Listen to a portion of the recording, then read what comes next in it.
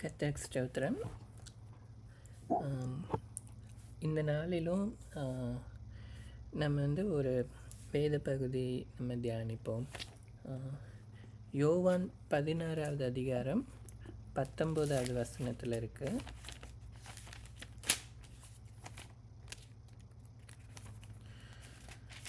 யோவான் 16 19வது வசனத்திலேருந்து நான் வாசிக்கிறேன். இங்கே இயேசு கிறிஸ்து அவருடைய சீஷர்கள்கிட்ட சொல்லுவார். இயேசு அறிந்து அவர்களை நோக்கி, கொஞ்ச காலத்திலே என்னை காணாதிருப்பீர்கள், மறுபடியும் கொஞ்ச காலத்திலே என்னை காண்பீர்கள் என்று நான் சொன்னதை குறித்து நீங்கள் உங்களுக்குள்ளே விசாரிக்கிறீர்களா? மெய்யாகவே நான் உங்களுக்கு சொல்லுகிறேன், நீங்கள் அழுது புலம்புவீர்கள், உலகமோ சந்தோஷப்படும். நீங்கள் துக்கப்படுவீர்கள், ஆனாலும் உங்கள் துக்கம் சந்தோஷமாக மாறும். ஸ்திரீயானவளுக்கு பிரசவ காலம் வந்திருக்கும்போது அவள் துக்கம் அடைகிறாள். பிள்ளை பெற்றவுடனே ஒரு மனுஷன் உலகத்திலே பிறந்தான் என்கிற சந்தோஷத்தினால் அப்புறம் உபத்திரவத்தை நினையாள். அதுபோல நீங்களும் இப்பொழுது துக்கமடைந்திருக்கிறீர்கள். நான் மறுபடியும் உங்களை காண்பேன், அப்பொழுது உங்கள் இருதயம் சந்தோஷப்படும். உங்கள் சந்தோஷத்தை ஒருவனும் உங்களிடத்திலிருந்து எடுத்து போட மாட்டான். கர்த்தருக்கு ஸ்தோத்திரம். இங்கே இயேசப்பா சொல்லுகிற ஒரு வசனம் இருக்குது. அதாவது உங்கள் துக்கம் சந்தோஷமாக மாறும்.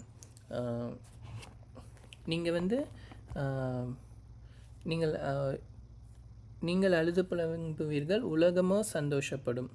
ஆனால் என்ன பண்ணும், நீங்கள் துக்கப்படுவீர்கள், ஆனாலும் உங்கள் துக்கம் எப்படி மாறுமா, சந்தோஷமாக மாறும் அப்படின்னு இயேசு கிறிஸ்து சொல்கிறாரு. அதுக்கு ஒரு எக்ஸாம்பிளாக என்ன சொன்னார்னா, ஒரு ப்ரெக்னெண்ட்டாக இருக்கிற ஒரு உமன் அவங்க என்ன பண்ணுவாங்க, ரொம்ப துக்கம் அடைகிறாள். அவங்க நிறையா கஷ்டப்படுவாங்க அந்த பிரசவ ப்ரெக்னென்சி பீரியடில். அவங்களுக்கு ரொம்ப கஷ்டம் இருக்கும். ஆனால் அந்த குழந்தை பிறந்ததுக்கப்புறமா அந்த குழந்தைய பார்த்த சந்தோஷத்தில் அதுக்கப்புறம் அவங்க அந்த கஷ்டத்தெல்லாம் நினைக்க மாட்டாங்க. அது மாதிரி தான் உங்களுக்கும் இப்போ உங்களுக்கு துக்கம் இருக்கும்.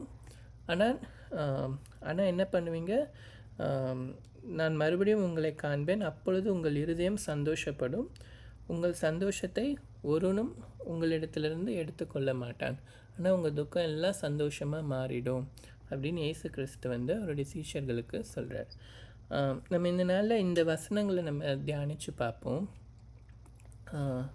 ஏசப்பா நமக்கு ஒரு நல்ல ஒரு ஆசீர்வாதமான ஒரு சந்தோஷமான ஒரு வாழ்க்கை கொடுக்கணும் அப்படின்னு தான் வந்திருக்கிறார். ஆனால் ஏசப்பா என்ன சொல்கிறாரு, நீங்கள் உங்களுக்கு துக்கம் இருக்கும் அப்படின்னு தான் சொல்கிறார். இந்த உலகத்தில் இருக்கிற வரைக்கும் அதே அதிகாரத்தில் பார்த்தீங்கன்னா, உலகத்திலே உங்களுக்கு உபத்திரவம் உண்டு, ஆனாலும் திடன் கொள்ளுங்கள், நான் உலகத்தை ஜெயித்தேன் அப்படின்னு ஏசப்பா சொல்லுவார். அப்போ என்ன சொல்கிறார், நீங்கள் துக்கப்படுவீங்க, அவங்க சந்தோஷப்படுவாங்க, ஆனாலும் உங்கள் துக்கம் சந்தோஷமாய் மாறும் அப்படின்னு சொல்கிறார். அப்போ ஏசப்பா பிள்ளைங்களுக்கு நம்ம ஏசப்பா என்ன சொல்கிறாருன்னா, உங்களுக்கு ஒரு துக்கம் இருக்க தான் செய்யும். இந்த உலகத்தில் இருக்கிற வரைக்கும் என்ன இருக்குது, உபத்திரவம் இருக்குது, ஒரு துக்கம் இருக்கும். ஆனால் நீங்கள் திடன் கொள்ளுங்கள், உங்கள் துக்கம் எல்லாம் சந்தோஷமாக மாறிடும் அப்படின்னு ஏசப்பா சொல்கிறார். அப்போ நமக்கு எது அந்த துக்கம், என்ன துக்கம் இந்த உலகத்தில் வரும், என்ன உபத்திரவம் நமக்கு இருக்குது அப்படின்னு நம்ம யோசித்து பார்ப்போம்.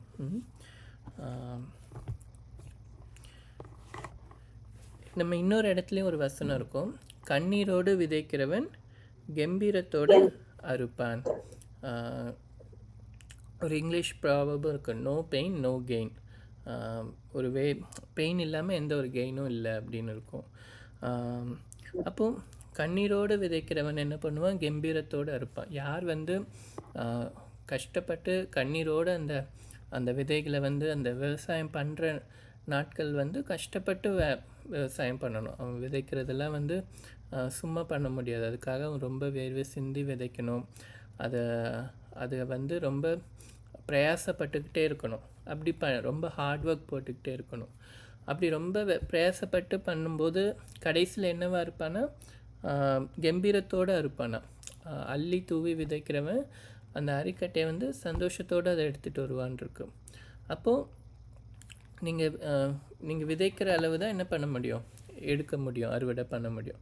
அப்போ வந்து ஏசப்பா வந்து இந்த இடத்துல என்ன சொல்கிறாருன்னா, உங்களுக்கு துக்கம் இருக்கும், ஆனால் நீங்கள் கவலைப்படாதீங்க, சந்தோஷமாக மாறிடும். உபத்திரம் இருக்கும், ஆனால் நீங்கள் அது மாறிடும் அப்படின்னு சொல்கிறாரு.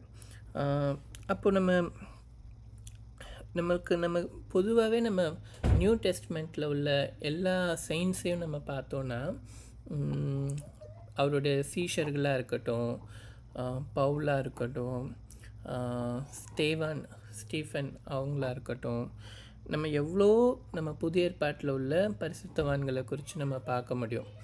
எல்லாருமே பார்த்திங்கன்னா கர்த்தருக்காக வைராக்கியமாக இருந்தவங்க. ஆனால் எல்லாருடைய லைஃப்லேயும் பார்த்திங்கன்னா அவங்க வந்து நிறைய உபத்திரவங்கள் வழியாக கடந்து போயிருப்பாங்க. ஆனால் அது வந்து மகிழ்ச்சியாக அவங்க கடந்து போயிருப்பாங்க. ஆனால் அவங்க லைஃப்பில் எல்லாருமே பார்த்திங்கன்னா எல்லாருக்குமே உபத்திரவங்கள் இருக்கும். அப்போது வேதம் என்ன சொல்லுது, அந்த நீங்கள் உங்கள் துக்கம் சந்தோஷமாக மாறினா, அப்போ இந்த பூமியில் நம்ம எல்லாருக்குமே லைஃப்பில் வந்து நமக்கு ஹாப்பினஸ் இருக்கணும், ஒவ்வொரு நாளும் நம்ம சந்தோஷமாக இருக்கணும், மகிழ்ச்சியாக இருக்கணும்னு தான் எல்லாருமே விரும்புவாங்க. ஆனால் ஏசப்பா சொல்கிற அந்த துக்கம் அது நம்மளை ஒரு விசுவாசிகளுக்கு ஏன் அது தேவை அப்படின்னு பார்த்திங்கன்னா, முதல்ல வந்து எனக்கு தோன்றது வந்து பரிசுத்தம், ஹோலினஸ், தேவனுடைய வழியில் நடக்கிறது வந்து அது வந்து ஒரு குறுகலான ஒரு பாதை. ஏசப்பா சொல்லியிருப்பார், பரலோக ராஜ்யம் செல்லும் பாதை வந்து ரொம்ப குறுகலானது, அதை தெரிந்து கொள்ளுகிறவர்கள் சிலர். நரகத்துக்கு போகிற பாதையோ எப்படி இருக்குமா, விசாலமானது, ரொம்ப ஈஸியாக விசாலமான பாதைன்னா ஹைவே. இப்போ நம்ம ஒரு காரில் ஹைவேயில் டோல் கட்டிட்டு போவோம், ஏன்னா அந்த ரோடு வந்து ரொம்ப ஃப்ரீயாக இருக்கும், நம்ம ஈஸியாக ட்ரைவ் பண்ணிட்டு போகலாம், கஷ்டம் இல்லாமல் போக முடியும். அதுக்காக தான் ஹைவேஸ் இருக்குது. ஆனால் அதே வந்து ஒரு சாதாரண ஒரு ஊர் பக்கம் உள்ள பாதைக்குள்ளே போனோன்னா ட்ரைவ் பண்ணுறதுக்கே கஷ்டமாக இருக்கும், பிரேக் பிடிக்கணும், அது பண்ணணும். அப்போது நமக்கு பாதை வந்து குறுகலான பாதைனாலே அது வந்து போகிறது கஷ்டம். அகலமான பாதையில் வந்து நடக்கிறது ஈஸி, அதை தெரிஞ்சு கொள்கிறவங்க அநேகர். ஆனால் தேவனுடைய பிள்ளைகள் வந்து குறுகலான பாதையில் தான் நடக்கணும். ஏன் அந்த கஷ்டப்பட்டு போகணுன்னா, ஏன் அந்த பெயின் அப்படின்னு பார்த்தோன்னா, ஏன்னா நம்ம தேவனுடைய வழியில் நடக்கிறோம், அவருடைய வார்த்தையில் நம்ம நடக்கிறது வந்து அது வந்து அது ஒரு பெயின் தான். ஆனால் நம்ம அந்த பெயின் வழியாக நம்ம அந்த வார்த்தையை படிச்சுட்டு நம்ம அவருக்கு பிரியமானபடி நம்ம நடக்கும்போது தான் நம்ம என்ன பண்ண முடியும், நம்ம வந்து அந்த நித்திய ஜீவனுக்குள்ளேயே போக முடியும். அதுதான் ஏசப்பா சொல்கிறார். அப்போது நம்ம ஒவ்வொரு நாளும் நமக்கு வந்து ஈஸியாக செய்யக்கூடிய விஷயங்கள் இருக்கும், ஆனால் நம்ம எப்போவுமே எதை ஃபோக்கஸ் பண்ணணும், தேவனுடைய வார்த்தைக்கு கீழ்ப்படிஞ்சு நடக்கிறதுனால அது கஷ்டமாக இருந்தாலும் நம்ம அதன் வழியாக தான் போகணும். இதுக்கு நமக்கு ஒரு வேதத்தில் நமக்கு நல்ல ஒரு உதாரணமாக இருக்கிறவர் வந்து மோசஸ். மோசஸ் பற்றி அவர் வந்து இயேசு கிறிஸ்துவுக்கு முன்னாடி தேவனை முகமுகமாய் தரிசித்த ஒரு தீர்க்கதரிசி, அவருக்கு முன்னாடியும் இல்லை அவருக்கு பின்னாடியும் இல்லைன்னு அப்படின்னு அவரை பற்றி சொல்லப்பட்டிருக்கோம். ஆனால் அவரை பற்றி இன்னொரு வசனமும் சொல்லப்பட்டிருக்கும், இந்த உலகத்திலே ரொம்ப மன தாழ்மையான ஒருத்தர் யாருன்னா அது மோசஸ் தான் அப்படின்னு ஒரு வசனம் இருக்கும். அவர் வந்து எபிரேயர் 11:24 நான் வாசிக்கிறேன்.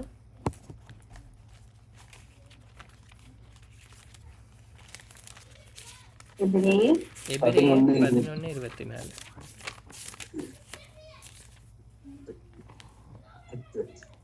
விசுவாசத்தினாலே மோசே தான் பெரியவனான போது பார்வோனுடைய குமாரத்தின் மகன் எண்ணப்படுவதை வெறுத்து அநித்தியமான பாவ சந்தோஷங்களை அனுபவிப்பதை பார்க்கிலும் தேவனுடைய ஜனங்களோட துன்பத்தை அனுபவிப்பதையே தெரிந்து கொண்டு. அப்போ மோசே வந்து எங்கே வளர்கிறாரு, ராஜா, ஒரு எகிப்து ராஜாவோட குமாரத்தி உடைய மகனாக அவர் வளர்கிறாரு. பார்வோனுடைய குமாரத்தின் மகன். அப்போ அவர் ஒரு பிரின்சஸ்ஸாக என்ன பண்ணுறாரு, வளர்றாரு. ஆனால் வந்து ஒரு ஸ்டேஜில் அவர் என்ன பண்ணுறாரு, அவருடைய ஐடென்டிட்டி அவருக்கு தெரியுது. அவர் வந்து ஒரு இஸ்ரவேலர் அப்படிங்கிறது தெரிஞ்சதுக்கப்புறமா அதுக்கப்புறம் அவரால் அங்கே இருக்க முடியல. அங்கே இஸ்ரேல் ஜனங்கள் படுகிற வேதனைகள் எல்லாம் பார்த்துட்டு அவரால் என்ன பண்ண முடியல, கண்டினியூஸாக அந்த அந்த ஒரு ராஜாவோட அரண்மனையில் இருக்கிறதுனா, ஒரு பிரின்ஸாக இருக்கிறதுனா அது ஒரு எவ்வளோ பெரிய ஒரு மகிமையான ஒரு லைஃப் ஸ்டைல். ஆனால் அவருக்கு வந்து என்னது, அதில் கண்டினியூ பண்ணுறதுக்கு அவரால் முடியலை. அவர் என்ன பண்ணார், அந்த அநித்தியமான பாவ சந்தோஷங்களை அனுபவிப்பதை பார்க்கலும் தேவனுடைய ஜனங்களோட துன்பத்தை அனுபவிப்பதையே தெரிந்து கொண்டார். அவருக்கு வந்து அந்த அந்த சந்தோஷங்கள்லாம் அதன் பின்னாடி அவர் போகலை. அது எல்லாத்தையும் விட்டுட்டு அவர் எதை தெரிந்து கொள்ளுகிறார், அதெல்லாம் விட்டுட்டு அவர் ஓடி போயிடுறார். அந்த கெர்ஷோன் அங்கே போயிட்டு அவர் அங்கே 40 வருஷம் இருப்பார். 40 வருஷம் அவர் வந்து என்ன பண்ணுறாரு, ஒரு ரொம்ப எளிமையான ஒரு வாழ்க்கையை அவர் என்ன பண்ணுறார், வாழ்ந்துக்கிட்டு இருக்கார். ஃபஸ்ட்டு 40 வருஷம் அரண்மனையில் இருக்கிறாரு. ஒரு ரொம்ப ஒரு பிரின்ஸாக அவர் வாழ்ந்துக்கிட்டு இருக்காரு. ஆனால் அது எல்லாத்தையும் என்ன பண்ணுறாரு, ஒரே நாளில் தூக்கி போட்டுட்டு அவர் போயிடுறாரு. ஏன்னா அவருக்கு அந்த சந்தோஷங்கள், அந்த உலகம், அப்போ அந்த காலகட்டத்தில் ஒரு ராஜாவோட மகனாக அந்த மாதிரி இருக்கிற அவருக்கு எல்லாமே இருந்திருக்கும். ஆனால் அது எதுவுமே அவருக்கு முக்கியமாக தெரியல. எல்லாத்தையும் அவர் விட்டுட்டு என்ன பண்ணார், பாவ சந்தோஷங்கள் எல்லாத்தையும் விட்டுட்டு அவர் ரொம்ப எளிமையான ஒரு இதுக்கு அவர் வந்து அதை தெரிந்து கொண்டார். அவரை வந்து நம்ம வந்து ஒரு எக்ஸாம்பிளாக என்ன பண்ணிக்கணும், எடுத்துக்கொள்ளணும். அப்போ அவர் எப்படி அவருடைய டிசைர் எப்படி இருந்தது. அப்போ அவரை கொண்டு, மோசையை கொண்டு தேவன் எவ்வளோ பெரிய காரியங்களை செஞ்சார். சிவந்த சமுத்திரத்தை, ஒரு கடலையே அப்படியே என்ன பண்ணார், பிரிந்து போகும்படியாக அவரை கொண்டு செஞ்சார். அவரை கொண்டு செஞ்ச அற்புதங்கள்லாம் நமக்கு இன்றைக்குமே ரொம்ப அவ்வளோ ஒரு பெரிய பெரிய அற்புதங்கள்லாம் வந்து ஒரு மனுஷனை வச்சு செஞ்சது வந்து நம்ம ரொம்ப கம்மி தான். ஆனால் மோசையை வச்சு செஞ்சார். ஆனால் அவர் அதை மோசையை வச்சு செய்கிறதுக்கு முன்பாக அவர் என்ன பண்ணார், அந்த பாவ சந்தோஷங்கள்லாம் விட்டுட்டு அவர் தெரிந்து கொண்டார். அப்போது அந்த ஒரு எளிமையான வாழ்க்கை வந்து ஒரு துக்கம் மாதிரி தான். ஆனால் அவர் அதை தான் தெரிந்து கொண்டார். அந்த சந்தோஷங்களை விட எனக்கு இதுதான் வேணும் அப்படின்னு தெரிந்து கொண்டார். அப்போது நம்மளும் அவரை விட நமக்கு வந்து தேவன் வந்து நம்மக்கிட்ட இயேசு கிறிஸ்து மூலமாக நம்மளை அதிகமாக என்ன பண்ணியிருக்காரு, அவரை வெளிப்படுத்தியிருக்கிறார். அப்போ நம்ம எவ்வளோவா நம்ம வந்து அவங்கள வந்து நம்ம பார்த்து ஃபாலோ பண்ணணும்னு நம்ம பார்த்துக்கலாம். அதே மாதிரி துக்கம், டிஃபிகல்ட்டிஸ், உபத்திரம் அப்படின்னு பார்க்கும்போது நம்ம வந்து நம்மளாம் ஏதாவது ஒரு கஷ்டத்தில் மாட்டிக்கிற உபத்திரவங்களை பற்றி இங்கே இயேசுப்பா சொல்லலை. நமக்கு உபத்திரம் வரும்னு அவர் சொல்கிறாருன்னா, நீங்கள் துக்கத்தின் வழியாக போகணுன்னா இந்த மாதிரியான துக்கங்கள் தான். நம்ம வந்து பரிசுத்தத்துக்காக நிற்கிறதுனால வர்ற துக்கம், அவருடைய கட்டளையை கீழ்ப்படுகிறதுனால வர்ற ஒரு டிஃபிகல்ட்டிஸ், அதே மாதிரி தேவனுடைய ஊழியத்தை செய்கிறதுனால வர்ற டிஃபிகல்ட்டிஸ். எல்லாருமே நம்ம வேதத்தில் பார்க்குறோம், அவருடைய ஊழியத்தை செஞ்சவங்க எல்லாருமே என்ன பண்ணாங்க, மிகுந்த உபத்திரவத்தின் வழியாக தான் அவங்க அதை செஞ்சாங்க. ஏன்னா அவங்களுக்கு அது வந்து ஒரு மகிமையாக எண்ணினாங்க. கிறிஸ்துவுக்காக நான் வந்து இதெல்லாம் இந்த உபத்திரவங்கள் வழியாக நான் அனுபவிச்சேன்னா எனக்கு அது ஒரு மகிமை அப்படின்னு நினச்சாங்க. அப்போ ஏசப்பாவுடைய சீஷர்கள் எல்லாருமே நம்ம பார்த்துருக்கோம். எல்லாருமே வந்து அநேகர் எல்லாருமே இரத்த சாட்சியாக மரிச்சிருப்பாங்க. அந்த ஏர்லி கிறிஸ்டியன்ஸ் அவங்க எவ்வளோ வைராக்கியமாக இருந்ததுனால தான் இன்றைக்கி உலகம் முழுவதும் ஏசப்பாவோட சுவிசேஷம் வந்து பரவி இருக்கு. எல்லா தேசங்களுக்கும் என்ன பண்ணியிருக்கு, ஏசப்பா பற்றி சுவிசேஷம் பரவி இருக்கு. அந்த ஆரம்ப கால கிறிஸ்டியன்ஸ் எல்லாருமே, சீஷர்கள் மாத்திரம் இல்லை, அந்த ஆரம்ப கால எல்லா பிலீவர்ஸுமே என்ன பண்ணியிருப்பாங்க, ரொம்ப டெடிக்கேட்டடாக இருந்ததுனால தான் அவங்க மூலமாக என்னாச்சு, சுவிசேஷம் உலகம் முழுவதும் பரவி இருக்கு. அப்போது அந்த கிறிஸ்துவுக்காக அந்த உபத்திரவங்களை வந்து நாமளும் என்ன பண்ணணும், அந்த உபத்திரவங்களை வந்து பெற்றுக்கொள்ளணும். அந்த உபத்திரவங்களை வந்து பாக்கியமாக மகிமையாக எண்ணிக்கணும். அந்த உபத்திரவங்களை அனுபவிக்கிறது வந்து நம்ம வந்து அதுக்காக நம்ம கஷ்டப்படக்கூடாது. அந்த உபத்திரவங்கள் வந்துச்சுன்னா அது மகிமையாக எண்ணிக்கணும். ஏன்னா ஏசப்பா என்ன சொல்கிறாருன்னா, உங்கள் துக்கம் சந்தோஷமாக மாறும். அப்போ உங்கள் சந்தோஷம் உங்களுக்கு வரும்போது அது ஒருவனும் உங்ககிட்ட இருந்து பறித்து கொள்ள முடியாது. அப்படி ஒரு மகிமையான ஒரு சந்தோஷமாக இருக்கும் அப்படின்னு ஏசப்பா சொல்கிறார். இன்னும்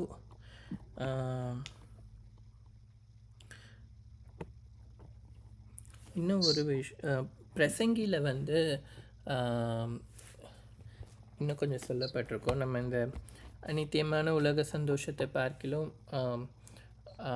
அந்த சந்தோஷங்களை அனுபவிக்காமல் நம்ம வந்து கிறிஸ்துவுக்காக இருக்கிறது வந்து அது மகிமை அப்படின்னு நம்ம பார்க்கும்போது, நம்ம வந்து பிரசங்கியில் உள்ள வசனங்கள் எல்லாம் நமக்கு வந்து உற்சாகப்படுத்துகிறதா, நம்மளை வந்து என்கரேஜ் பண்ணுறதா இருக்கும். அதில் உள்ள சில வசனங்கள் நான் வாசிக்கிறேன். பிரசங்கி வந்து சாலமன் ராஜா எழுதினது தான். அவர் வந்து இப்போ பிரசங்கி 2வது அதிகாரத்தில் சொல்லப்பட்டிருக்கோம். நான் என் உள்ளத்திலே சொல்லி கொண்டது என்னவென்றால், வா இப்பொழுது உன்னை சந்தோஷத்தினாலே சோதித்து பார்ப்பேன், இன்பத்தை அனுபவி என்றேன். இதோ இதுவும் மாயையாய் இருந்தது. நகைப்பை குறித்து அது பைத்தியம் என்றும் சந்தோஷத்தை குறித்து அது என்ன செய்யும் என்றும் சொன்னேன். அவர் என்ன பண்ணுறாரா, சாலமன் ராஜா என்ன பண்ணாரா, சரி இந்த உலகத்தில் உள்ள எல்லா நன்மைகளையும் நீ வந்து அனுபவி, எதையும் உனக்கு தடை பண்ணிக்காத அப்படின்னு சொல்லி அவர் என்ன பண்ணாரா, பெரிய வேலைகளை செய்தேன், தோட்டங்களை வீடுகளை கட்டினேன், திராட்சை தோட்டங்களை நாட்டினேன். அவர் உலகத்திலே பயங்கர செல்வந்தர். அந்த டைமில் அவர் தான் செல்வந்தராக இருந்தார். அதனால் அவர் எல்லா உலக நன்மைகளையும் அவர் அனுபவிக்கணும்னு அப்படின்னு இருதயத்தை செலுத்தினார். ஆனால் அதோட முடிவில் அவர் என்ன சொன்னார்னா, எல்லாமே மாயை, எல்லாமே என்ன பண்ணும், அந்த நேரத்துக்கு ஒரு ப்ளஷர் கொடுக்கும். ஆனால் அது வந்து அதுலேயே நிற்கும்போது அது வந்து எம்டியாக தான் இருக்கும். வேர்ல்ட்லி ப்ளஷர்ஸ் எல்லாமே எப்படின்னா, அது உள்ளே போக போக அதுக்குள்ளே எம்டினஸ் தான் இருக்கும். அது வந்து என்றைக்குமே ஒரு மன நிறைவை என்ன பண்ண முடியாது, உலக ப்ளஷர்ஸ் கொடுக்கவே முடியாது. அதுதான் சாலமன் ராஜா சொல்லியிருப்பார், எல்லாமே மாயை அப்படின்னு அவர் சொல்லியிருப்பார். ஒரு வசனம் கூட இருக்குது, மாயையை பெருக பண்ணுகிற அநேக விசேஷங்கள் உண்டாயிருக்கிறபடினால் அதனால் மனுஷனுக்கு பிரயோஜனம் என்ன. எவ்வளவோ வேனிட்டி திங்ஸ் இருக்குது, புதுசாக எவ்வளவோ விஷயங்கள் என்ன இருக்கும், மாயையாக இந்த வேர்ல்ட்லி ப்ளஷர்ஸ் இருந்துக்கிட்டே தான் இருக்கும். ஆனால் அது பின்னாடியே போய்கிட்டே இருந்தால் அதனால என்ன பலன் என்ன, ஒரு பலனுமே கிடையாது அப்படின்னு சொல்லுவார். அதே மாதிரி சொல்லுவார், மனுஷன் புசித்து குடித்து தன் பிரயாசத்தின் பலனை அனுபவிப்பதை பார்க்கிலும் அவனுக்கு ஒரு நன்மையும் இல்லை, இதுவும் தேவனுடைய கரத்திலிருந்து வருகிறது என்று நான் கண்டேன். அவர் என்ன சொல்லுவார்னா, நம்ம பிரயாசப்பட்டு நம்ம படுற பிரயாசத்தினால வர பலனை சாப்பிட்றது தான் நமக்கு கிடைக்கிற நன்மை. அதை தவிர்த்து இந்த உலக மற்ற இதுலனால நன்மை இல்லை அப்படின்னு அவர் சொல்லுவார். அதே மாதிரி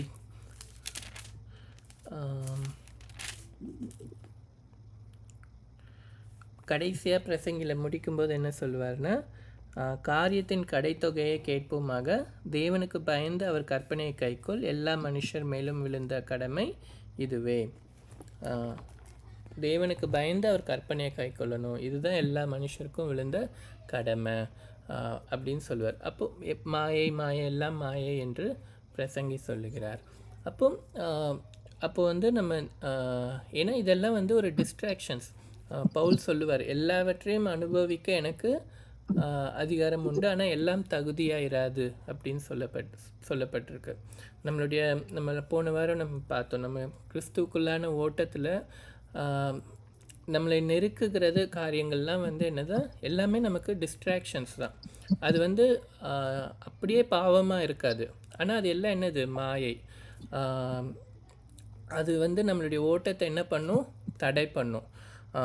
அதுதான் நம்ம அதனால நம்ம வந்து நம்ம யோசித்து பார்த்துக்கணும். கிறிஸ்து வந்து அதுதான் சொல்கிறார், நீங்கள் இப்போ துக்கப்படுவீங்க, நீங்கள் உபத்திரப்படுவீங்க, ஆனால் திடன் கொள்ளுங்க, உங்கள் துக்கம் சந்தோஷமாக மாறும் அப்படின்னு சொல்கிறார். அப்போ நம்மளை வந்து என்கரேஜ் பண்ணுறாரு. நம்ம வந்து கிறிஸ்துவுக்காக அவருடைய வார்த்தை கைக்கொள்றதுனால வர்ற துக்கங்கள் உபத்திரவங்கள் வழியாக நம்ம கடந்து போகணும். உலக இன்பங்கள் ப்ளஷராக நம்ம வந்து எப்போவுமே நம்ம ஒவ்வொரு நாளும் நம்ம ஹாப்பியாக இருக்கணும் அப்படிங்கிறது நம்மளுடைய கோலாக இருக்கக்கூடாது. ஏன்னா உலக ப்ளஷர்ஸ்னால நம்ம ஹாப்பினஸ் பெற்றுக்கொண்டே இருந்தோன்னா அது வந்து இட் வில் நாட் லீடர்ஸ். அது நம்மளை என்ன பண்ணாது, நம்மளுடைய தேவனுக்குள்ளான ஓட்டத்தில் அது நமக்கு தடையாக இருக்கும். ஏன்னா ஏசப்பா சொல்லியிருப்பார், நீங்கள் துக்கப்படுறீங்க, அவங்க சந்தோஷப்படுறாங்க.